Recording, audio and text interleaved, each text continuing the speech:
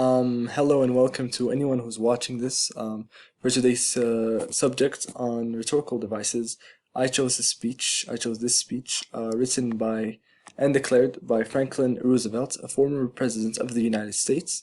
This was declared on December 8th, 1941, and where it was declared in a nation, the United States, on a court, as you can see here in the picture. And to who was this declared? The targeted audience was the U.S., the nation, as it said right here, but more specifically, the members of the Senate and the House of Representatives. So what is the purpose of this speech? The purpose of this speech, the context is when the United States was attacked by air and naval forces of the Empire of Japan. And President Roosevelt goes on, shows how the U.S. was at peace and showed no threat to Japan, and basically putting the U.S. in a position of the victim being targeted. And furthermore, after he shows all this reasoning, he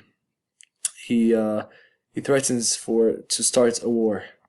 So moving on, the excerpt as I picked is as follows.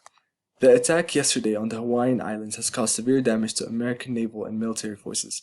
I regret to tell you that very many American lives have been lost. In addition, American ships have been reported torpedoed on the high seas between San Francisco and Honolulu. Yesterday, the Japanese government also launched an attack against Malaya.